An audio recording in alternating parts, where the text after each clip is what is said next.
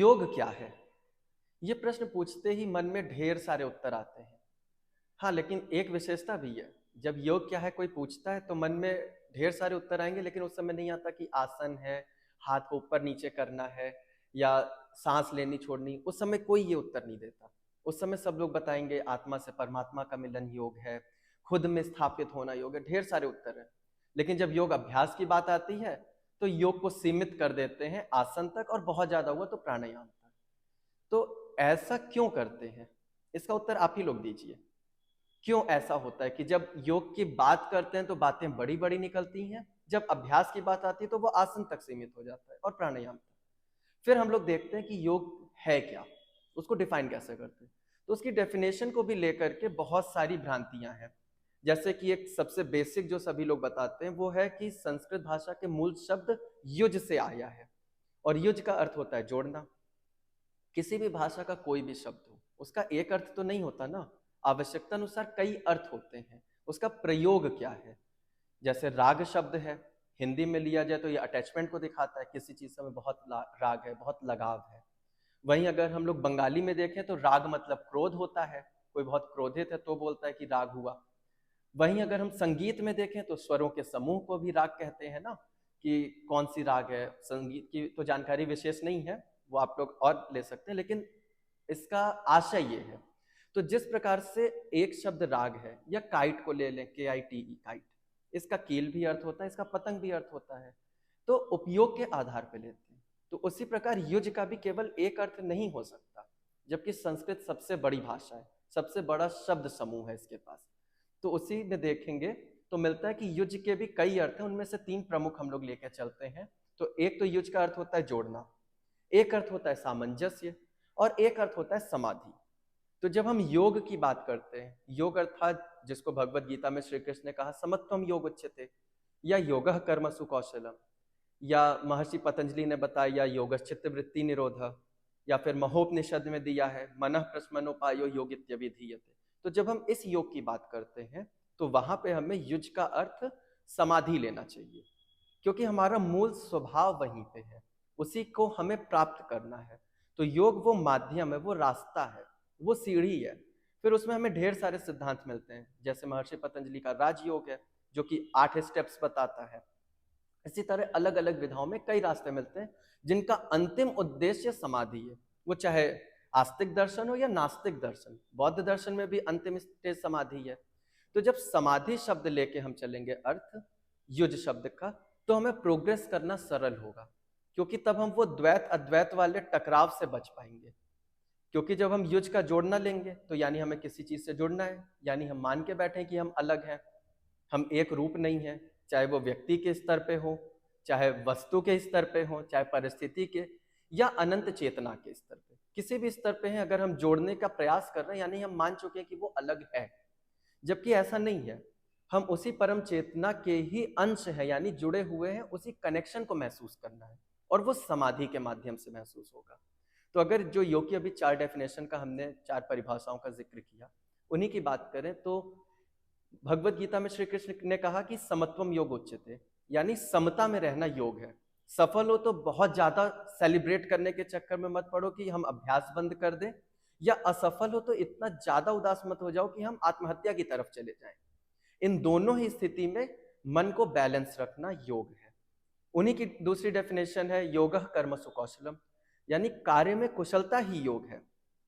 जब हमारे कार्य जो भी काम हम कर रहे हैं, अगर हम इस तरह कर रहे हैं जैसे कोल्हू का बैल होता है, वो विवेक उसके पास नहीं होता है, मनुष्य ही है जिसके पास विवेक है, तो वो सोच नहीं पाता, एक ही धुरी पे चलता रहता है, चलता रहता है। उस तरह हमें नहीं करना है, हमें स्किलफुली करना है। क्या पता यही काम हम किसी और तरीके से कर सकते हैं। मान लीजिए कि हमें प्रयागराज से बनारस जाना है, और हम सोचें कि हम झूसी, सैदाबाद, हंडिया होते हुए बनारस पहुंचेंगे, लेकिन वो रास्ता बंद है किसी कारण से। तो स्किल क्या हुई कि हम दूसरा रास्ता ले लेंगे, जो दूसरा नेशनल हाईवे 19 सहसों की तरफ से जुड़ता है, वहां से पहुंच जाएंगे। तो ये स्किलफुली हुआ। और स्किल ना होने पे क्या करेंगे, हम वहीं फंसे रहेंगे, वेट करेंगे या वापस चले आएंगे और अपने टारगेट को अचीव नहीं कर पाएंगे। तो इसीलिए स्किल इन एक्शन इज योग। और स्किलफुली हम कब होंगे? जब हम समता में रहेंगे, यानी जो उनकी पहली डेफिनेशन थी समत्वम योग उच्यते, बैलेंस आते ही स्किल आ जाएगी, और यह स्किलफुली हम बैलेंस ला सकते हैं। एक और परिभाषा थी, मनः प्रशमनोपायो योगित्यभिधीयते, अर्थात मन के प्रशमन का उपाय योग है। प्रशमन अर्थात क्या? शांति। तो मन में जो अशांतियां चल रही हैं, जो युद्ध चल रहा है मन में, अपने से ही खुद ही में युद्ध चल रहा है, उस युद्ध की शांति का उपाय योग है। तो योग के माध्यम से हम मन को शांत कर सकते हैं, और जब मन शांत होगा तभी समाधि की ओर बढ़ेगा, और शांत मन ही स्किलफुली होगा और बैलेंस की स्थिति में आएगा। इसी तरह महर्षि पतंजलि ने भी बताया, योगस चित्त वृत्ति निरोध, यानी चित्त अर्थात हमारे मन में जो वृत्तियां हैं, जो उसमें सर्कुलर पैटर्न स्टार्ट हो गया, कभी पास्ट, कभी फ्यूचर, कभी दुख, कभी सुख, और अन्य चीजों के इंप्रेशन को पकड़ के मन बैठा हुआ है, वो वृत्तियां हैं। उन वृत्तियों को जो निरोध करे, निरोध यानी उसको रोके, तो वृत्तियां जब रुकेंगी तो मन शांत हो जाएगा, जब मन शांत होगा तो वो स्किलफुली होगा, और जब हम स्किलफुली कोई काम करेंगे तो बैलेंस में आएंगे। तो देखा जाए तो ये चारों जो परिभाषाएं हैं ये अलग नहीं है, किसी एक को आधार बना के हम अभ्यास शुरू कर सकते हैं, जिससे हम ये चारों में दिए हुए चीजों में स्थापित हो सकते हैं। इसीलिए योग का शुद्ध अभ्यास करिए। अगर हम आसन का भी अभ्यास कर रहे हैं तो आसन के जो नियम और शर्त हैं उनका पालन करें, जो महर्षि पतंजलि ने बताया, क्या? स्थिरम सुखम आसनम, यानी कि अभ्यास करते करते ऐसी स्थिति उस आसन की आ जाए कि जब हम उसमें लंबे समय तक रह सकें, यानी स्थिर रहें, और वो सुखप्रद हो। जबरदस्ती नहीं बैठना हो कि पद्मासन में बैठे और 2 मिनट में दर्द करने लगा पैर, फिर पैर चेंज कर रहे हैं, हिल रहे हैं, तो वो आसन नहीं है। वो अभ्यास करने से उस स्थिति में पहुंचेंगे। महर्षि पतंजलि ये नहीं कहा कि हमें अभ्यास नहीं करना है, कि केवल सुख सुख में रहो। उन्होंने कहा प्रयत्न शैथिल्य अनंत समापतिभ्याम, यानी प्रयत्न करो, फिर थोड़ा विश्राम करो, फिर प्रयत्न करो, फिर विश्राम करो, उससे अनंत यानी कि अपनी परफेक्शन की स्थिति में हम पहुंच सकते हैं। तो इसीलिए अभ्यास करते करते उस स्थिति तक पहुंच जाइए कि वो स्थिति जो पहले कष्ट दे रही थी वो सुख देने लगे, वो आसन हो जाती है। इसी तरह प्राणायाम का फिर अभ्यास संभव होगा, और योग के जितने भी अंग हैं उन सभी का। योग के अंगों को लेकर भी एक बड़ा भ्रम रहता है। लोग कहते हैं कि कैसे डायरेक्ट ध्यान आप करा रहे हैं। केवल मुझे नहीं, बहुत से लोगों को, बहुत सारे हमारे सनातन संस्कृति के गुरु हैं जो ध्यान का अभ्यास कराते हैं, बहुत सारे हैं प्राणायाम कराते हैं। तो लोगों का एक प्रश्न आता है कि ध्यान तो 7वां स्तर है अष्टांग योग में, तो ये डायरेक्ट क्यों करा रहे हैं, ये तो गलत कर रहे हैं, स्टेप वाइज चलना चाहिए। तो अष्टांग मतलब क्या हुआ? अष्ट यानी 8, अंग यानी उसके अंग, लिम्स, तो उसको अंग की तरह हमें देखना है, सीढ़ी की तरह नहीं देखना है कि हम एक के बाद एक चढ़ेंगे। अंग क्या होता है? अगर चारपाई है तो उसके 4 पैर हैं, वो 4 अंग हैं। हम किसी भी एक को पकड़ के खींचेंगे तो पूरी की पूरी चारपाई आएगी, बाकी अंग भी उसके साथ में आएंगे। तो अगर हम ध्यान का भी अभ्यास करते हैं तो बाकी चीजें धीमे धीमे उसके साथ आ जाएंगी। हम अगर आसन का भी सही ढंग से अभ्यास करेंगे तो बाकी चीजें भी उसके साथ आएंगी। किसी एक को लेके हमें अभ्यास प्रारंभ कर देना है, उसके इंतजार में नहीं रहना है, नहीं जब हम यम फॉलो कर पाएंगे तब हम नियम पे आएंगे फिर आसन में। इस तरह तो अभ्यास हो चुका।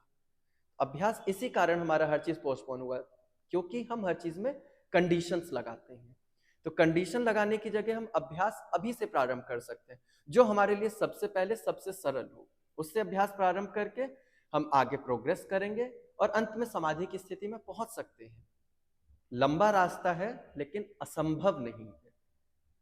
ठीक है, तो आज हम लोग यही समझे कि योग मतलब समाधि, और उस समाधि की स्थिति में कैसे पहुंचा जाए।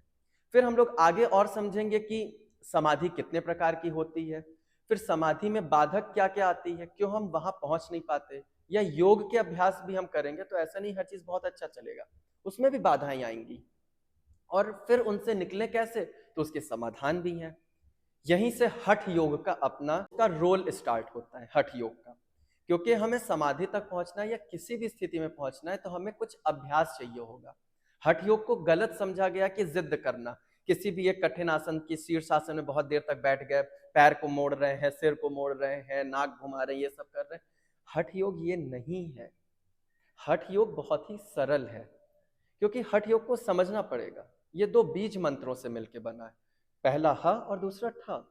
ह रिप्रेजेंट करता है हमारी सूर्य नाड़ी को, और ठ रिप्रेजेंट करता है चंद्र नाड़ी को, अर्थात ह रिप्रेजेंट करता है क्रियाशीलता को, और थ रिप्रेजेंट करता है विश्राम को।